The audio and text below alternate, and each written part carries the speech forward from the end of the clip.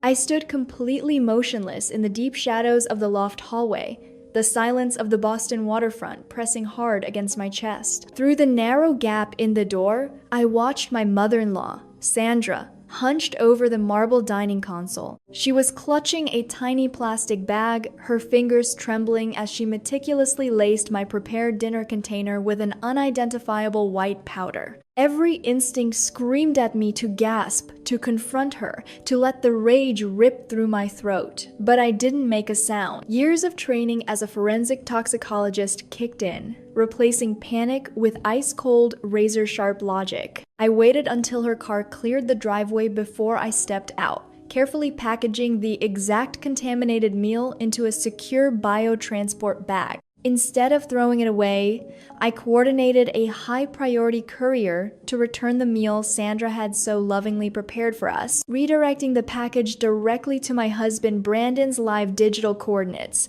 I didn't cry, I didn't demand answers. I just watched his location on my screen and waited for the synthesis to occur. The cold sequence concluded precisely at 3:05 a.m. when my phone cut through the dark. The frantic emergency room line from Boston Medical Center confirmed that Brandon had just been admitted in critical condition, alongside a secondary female victim. The carefully protected front of the Peterson family name hadn't just cracked.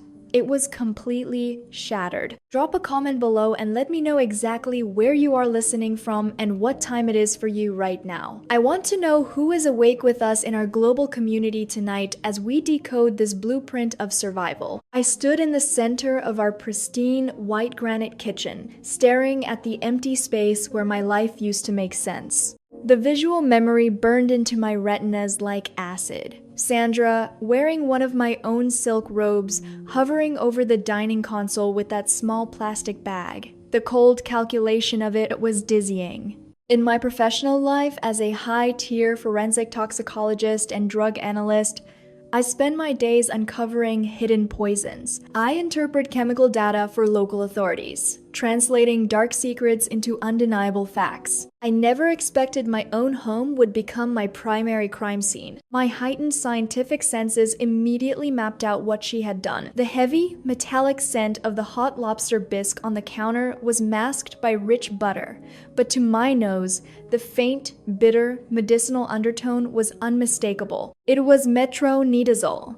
She had crushed an extreme industrial strength dosage directly into the broth. The trap was set with terrifying precision. Taken alone, the drug causes systematic weakness and severe nausea. But Sandra didn't just want me sick, she assumed a local doctor would write it off as standard food poisoning, leaving zero traces for local authorities to investigate. More importantly, she knew what that specific compound does to a body when combined with alcohol. She knew Brandon and I routinely shared a premium whiskey or wine with dinner. It wasn't just a plot to make me ill, it was a forced miscarriage trap, a quiet, untraceable execution of my unborn child. I picked up a silver-plated antique bowl sitting on the island, a hollow, pretentious piece of vanity propping up the Peterson family name. Looking at my reflection in the polished, empty silver, I felt a profound shift occur within me. What I was looking at wasn't a sudden, erratic burst of madness. It was the logical conclusion of brutal normalization.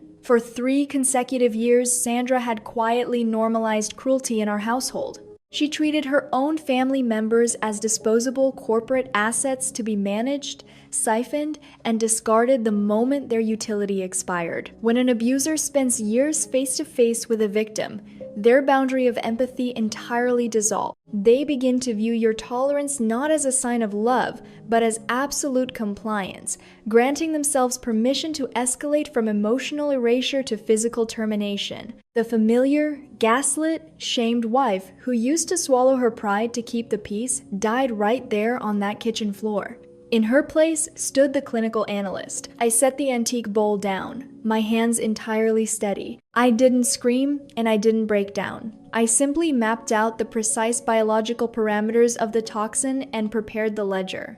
This wasn't a family crisis anymore. It was an audit. I didn't break down. I didn't shed a single tear, And I didn't text Brandon demanding a frantic explanation. Instead, I sat at the marble kitchen island, opened my laptop, and accessed the digital tracking account tied to the iPhone 15 Pro I had purchased for him last Christmas. I sat completely still, watching his location coordinates blink, live in the dark. The glowing icon wasn't at his corporate office. It was anchored directly inside a luxury downtown condominium complex, the exact address of the shared corporate safe house Brandon used with Brianna. Brianna was the inside bookkeeper who had been quietly anchoring his corporate duplicities for the past 24 months. Brandon had spent months manufacturing exhausting corporate excuses about late-night audits and sudden supplier shortfalls. Now, looking at the screen, the data stripped away his mask. As a toxicologist,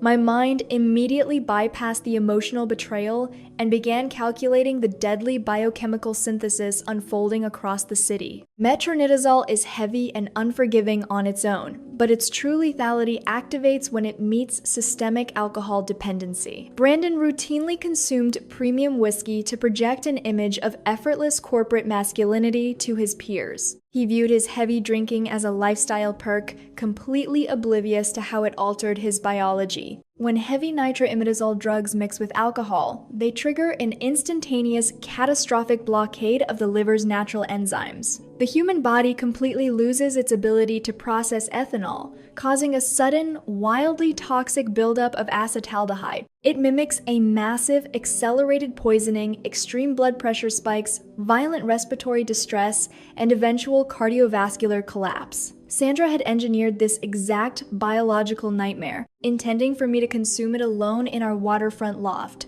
She simply never accounted for a wife who operates with clinical precision. I didn't hesitate. Anger wasn't loud this time. It was entirely structural. I walked over to the counter and deliberately stopped making the morning espresso. I prepared for the household every day. I uncurled the tracking label, secured the biotransport bag containing the contaminated bisque, and coordinated a high-priority courier service to deliver it directly to the condominium door. With cold, rhythmic certainty, I pulled out my phone and sent Brandon a single, affectionate text message. I told him I had prepared his favorite hot dinner to help him sober up after his long corporate meeting. My actions were fast, meticulous, and entirely unburdened by emotional hesitation. I closed my laptop, walked into the bedroom, and waited for the natural sequence of choices to play out. I sat in the heavy, suffocating silence of the waterfront loft, watching the city lights fracture through the floor-to-ceiling glass. I didn't move. I didn't turn on a single light. I simply began constructing the internal ledger of my invisible sacrifices, counting every line item they had systematically erased. My mind dragged me back to a family dinner from the exact same time last year. We were gathered at Sandra's mahogany dining table for her birthday. In front of a dozen extended relatives, she had looked directly at me, her eyes gleaming with practiced passive aggression, and openly shamed me as sterile soil. She sighed dynamically, declaring to the table that I was entirely responsible for halting the prestigious Peterson family lineage. Brandon had sat right beside her, cutting his steak, silently nodding along to protect his mother's fragile ego. I had swallowed the humiliation then, anchoring myself to the table, believing that enduring their cruelty was the price of keeping the peace. But the ledger didn't stop at emotional abuse. I walked past my collection of vintage chemical manuals, my fingers brushing against the worn leather bindings, symbolic objects representing my real, independent intellect that the Peterson family routinely mocked as cold, unfeminine, and useless. They viewed my scientific career as an eccentric hobby, completely ignoring the fact that my mind was the only thing keeping them from absolute ruin. 2 years ago, Brandon was on the absolute edge of corporate foreclosure. His high-stakes tech investments had turned into a financial black hole, and the bank was prepared to seize this very loft. I had quietly stepped in, siphoning my personal toxicology, research stipends, and long-term inheritance capital to completely finance their survival and pay off his mounting deficits. I had been the silent investor in their version of family. They treated me as an invisible foundation, a useful piece of machinery to be siphoned, milked, for capital and professional protection, while being systematically excluded from their actual affection. They took my resources, spent my money on their luxury leases, and plotted my structural erasure behind closed doors. Looking back, my compliance wasn't a product of weakness. It was the invisible chain of a survivor caught in a trauma loop. When you are trapped in an abusive structure for years, you develop an internal psychological state known as learned helplessness. The household slowly distorts your reality, training you to believe that if you just give a little more, sacrifice a little extra, or endure one more silent siphoning, they will finally grant you the validation you deserve. It is a prison without iron bars, built entirely out of your own hope. But sovereignty requires you to realize that you cannot negotiate with wolves who view your kindness as an overdraft account. I closed the ledger in my mind. The numbness was entirely gone, replaced by a crystalline clinical execution state. They wanted to treat my love as a subscription service while I footed the bill. Now, the expiration date had arrived. I picked up my car keys and walked out the door. I arrived at Boston Medical Center amidst pure emergency room chaos, my face a mask of absolute clinical detachment. The fluorescent lights buzzed overhead, casting a sickly greenish glow over the incoming trauma cases. In the far corner of the waiting room, Sandra was already rolling on the cold linoleum floor, screaming hysterically and clutching her chest. Her carefully coiffed hair was completely unraveled, and her designer coat was smeared with dirt. The attending physician delivered the news of Brandon's passing, but I didn't need him to tell me about Brianna. As a toxicologist assisting the police investigation, I later reviewed the preliminary coroner's report. Brandon had suffered an irreversible cardiovascular collapse, and the data confirmed Brianna was 3 months pregnant, with 0 survivors. The moment the doctor finished speaking, Sandra's hysteria mutated into pure, venomous rage. She lunged at me in front of hospital security, her fingernails clawing at the air as she shrieked public lies and gaslighting accusations. She screamed to the entire waiting room that I had poisoned her son's meal out of jealousy and greed, projecting her own calculated malice onto me. Instead of retreating into fear or engaging in a loud, emotional screaming match, I stood perfectly still, letting security restrain her. I used the chaotic distraction to initiate an unmovable, deep digital audit of Brandon's mobile device, which was still syncing to our shared cloud network. Within minutes, my screen illuminated the absolute structural decay hidden behind his tailored Italian suits and leased European sports cars. The data was unyielding. Brandon hadn't just been unfaithful. He had completely decimated our financial foundation. The spreadsheet running on his encrypted drive revealed he had accumulated $1.6 million in hidden predatory liens, second mortgages against our property, and maxed out commercial credit lines. What the audience must realize here is the pathetic psychology of the empty wallet. Brandon's entire presence was a house of cards propped up by toxic debt and the systematic siphoning of my personal savings accounts. In high society circles, position is often completely hollow, maintained entirely through an illusion of power that evaporates the moment a bank statement is audited. He didn't build an empire. He merely leased the appearance of one, using my labor, while his family propped up his ego to protect their own parasitic vanity. I locked the phone screen, the bright glare fading into a dark reflection of Sandra's ruined face. The weapon they had designed to erase me had simply ricocheted, leaving them with an empty inheritance and absolute public exposure. I turned my back on her screaming and walked out into the cool morning air. Attorney Marcus wasted no time moving our offensive directly into the digital sphere, extracting the final, defining piece of forensic evidence from Brandon's encrypted local backup files. It was a password-protected, hidden document coldly titled Retirement Plan. The contents of that file completely redefined the nature of the Peterson family's malice. It wasn't just a ledger of financial siphoning, it was an active, step-by-step strategy to execute my structural elimination. Brandon had carefully outlined a timeline to wait out a specific 2-year life insurance contestability period, after which he planned to intentionally and repeatedly introduce a high-grade allergen into my morning protein routine. He knew my specific medical vulnerabilities. He had tracked the lethal thresholds with clinical coldness, planning to write my death off as a tragic, accidental anaphylactic reaction. The core secondary twist surfaced when Marcus traced the funding mechanism for this plot. The monthly premiums for this massive $2 million accidental death policy weren't being paid from Brandon's corporate accounts. They were being financed entirely through forged signatures and a fraudulent durable power of attorney, systematically embezzling from my own personal, locked inheritance trust. They were using my own blood money to fund the architecture of my murder. But the legal kill shot Marcus uncovered next delivered the ultimate biological irony.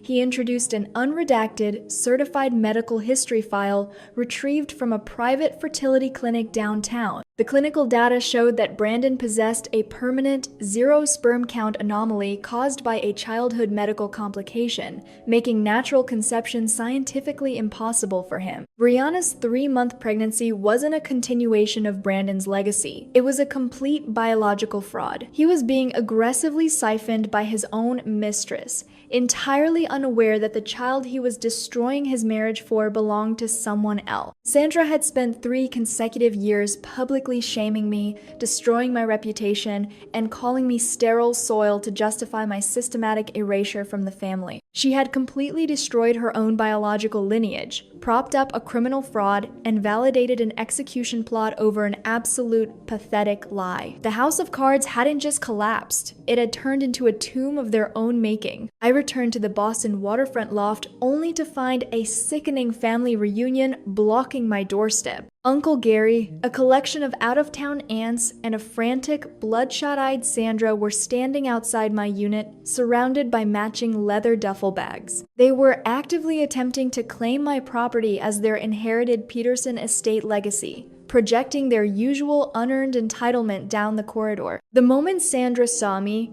her predatory mask completely dissolved into a desperate, groveling plea. Bypassing her previous screaming accusations, she begged me for a $1 million out-of-court settlement to stop her from executing a public lawsuit over Brandon's death. She stood there, sweating through her luxury blouse, assuming her maternal tears still held cash value. I stood perfectly still as the authoritative thud of the Boston police echoed down the corridor. They weren't just there for a welfare check. Marcus had successfully filed an emergency no trespass order following Sandra's violent assault on me at the hospital. Before Sandra could conjure a new lie for the authorities, I pulled a certified premarital property deed from my bag and handed it directly to the officers. I stated, clearly and factually, that this loft was paid in full 2 years before I ever met Brandon, funded entirely by my independent toxicology consulting firm. It was a strictly non-marital asset protected by a clear paper trail. It was never their legacy. Marcus stepped forward, slamming a thick legal pad onto the granite kitchen counter right in front of Uncle Gary's face. Marcus informed the relatives that under Massachusetts probate rules, any petition to claim Brandon's estate would trigger an immediate notice to creditors, forcing the petitioner to legally manage a $1 million insolvency battle with zero chance of an inheritance. He asked if Uncle Gary would like to sign the petition papers right now. The reversal was instantaneous. The greedy relatives scattered down the elevator bank like caught shoplifters, completely abandoning Sandra on the porch without a second thought. I looked directly into Sandra's completely empty eyes. She wasn't a criminal mastermind. She was just a small, hollow parasite whose wallet had finally run out of siphoned options. I delivered my final, unyielding line, telling her to file her paperwork from a shelter. Then, I locked the heavy oak door cleanly, cutting the final thread of their toxicity out of my reality forever. I initiated the liquidation of the Boston waterfront loft within a single week, purging my existence of every lingering trace of their blood money. I didn't want a single asset propping up their rotten, parasitic memory. I packed my life into a few essential boxes, relocated to a sunlit, historic historic brick townhouse in Lincoln Park and completely transitioned my analytical focus away from corporate poisons and the darker side of human chemistry. I established an independent, high-end boutique fragrance atelier and private olfactory studio right in the heart of my new home. Over the past year, I have transformed my acute olfactory gifts into a therapeutic art form designed explicitly to heal women's souls. My days are no longer spent decoding lethal thresholds or documenting criminal fraud. Instead, I spend them balancing delicate top notes of lilac, amber, and vanilla, crafting custom scents that help survivors anchor themselves to their own sovereignty and peace. Furthermore, I quietly routed the recovered $280,000 from my siphon trusts into a dedicated forensic rehabilitation fund to provide legal defense and asset recovery for domestic abuse survivors. Sitting in the quiet harmony of my new atelier, surrounded by the gentle mist of pure, healing alchemy, I look back at the wreckage of the Peterson family name with a profound sense of clarity. What most people fail to understand about family trauma is that the most dangerous weapon in an abuser's arsenal isn't their active malice. It is your own internalized willingness to accept scraps of performance affection to keep the peace. Society spends decades constructing a false, emotionally manipulative rulebook around the concept of unconditional biological loyalty, demanding that victims constantly swallow their pride to protect a household that is already fundamentally rotten from within. But true sovereignty requires absolute, remorseless excision. Sandra and Brandon didn't collapse because I initiated an act of active destruction. They imploded because their own greed, fraud, and systematic lies generated a weight so massive that the universe simply allowed it to drop. I didn't cross a moral line by letting the board play out. I simply recognized that some boundaries must be enforced with the cold precision of a laboratory report. Forgiveness without absolute structural accountability isn't virtue, it is compliance. Real freedom is found the moment you realize your life is not a footnote in someone else's tragic script, but an asset that you hold completely in your own two hands. If this blueprint of survival resonated with your own journey, click share, hit subscribe, and drop your thoughts in the comments below. Let the world know that your peace is non-negotiable, and your legacy is yours alone to build.